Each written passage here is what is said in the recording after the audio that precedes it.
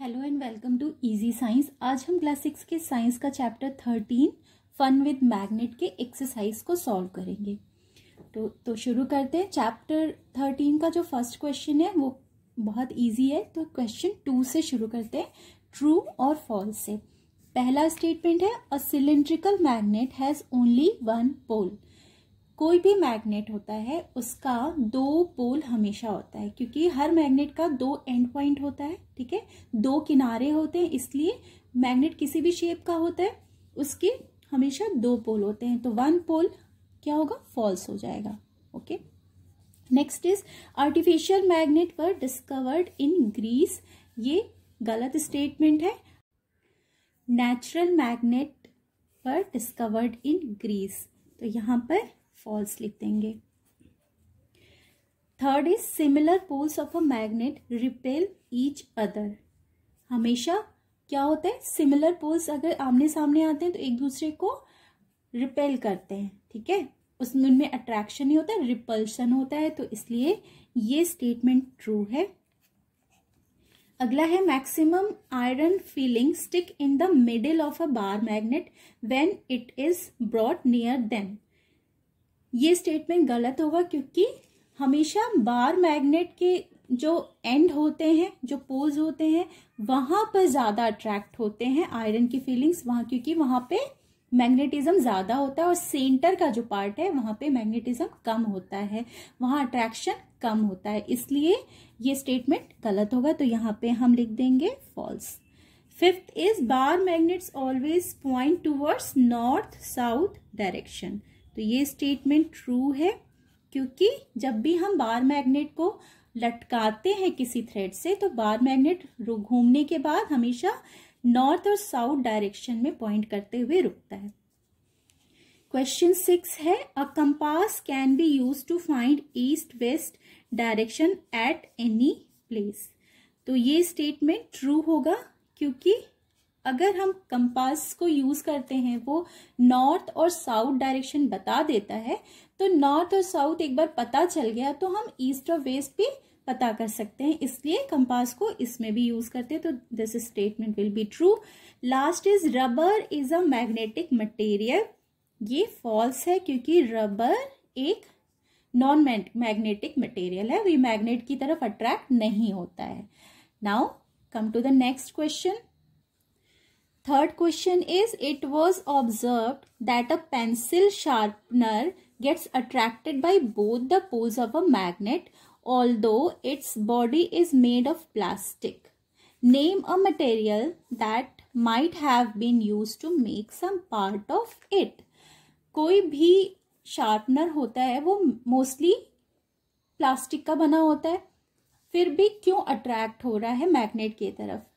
क्योंकि जो शार्पनर होता है, शार्पनर में हमेशा जो ब्लेड होता है, आपने देखा होगा, वो आयरन का होता है, वो मेटल का होता है, तो आयरन अट्रैक्ट होता है मैग्नेट की तरफ, इसलिए शार्पनर भी अट्रैक्ट होता है मैग्नेट की तरफ। तो इसका आंसर होगा, the body of sharpener is made by plastic but the blade of the pencil sharpener is made of iron, and iron is a magnetic material, ठीक है, मैग्नेटिक मटेरियल है।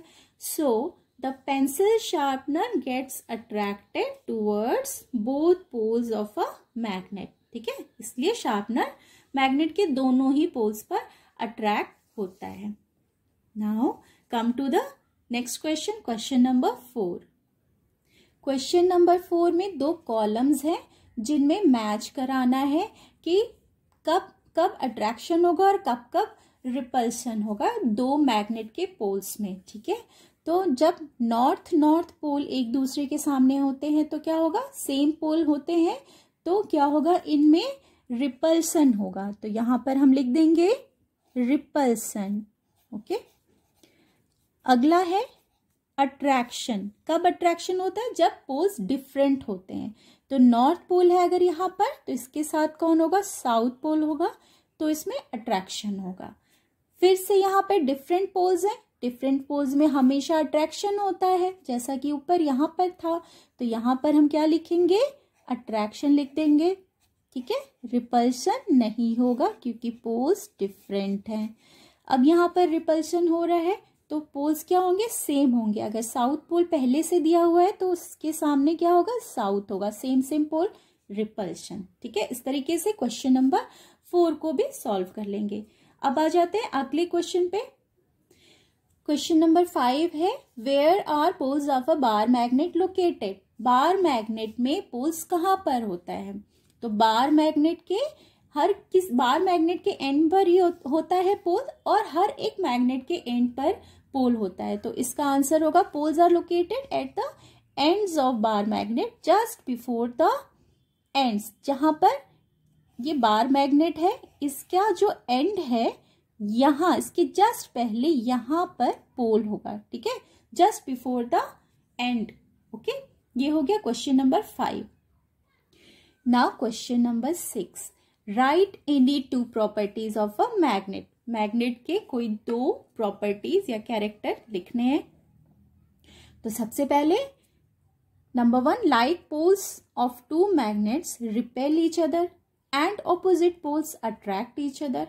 ये मैग्नेट का कैरेक्टर होता है। अगर सेम सेम पोल एक दूसरे के सामने आ जाते हैं तो रिपेल करते हैं, और डिफरेंट पोल आते हैं तो ऑपोजिट पोल्स आते हैं अगर तो अट्रैक्ट करते हैं।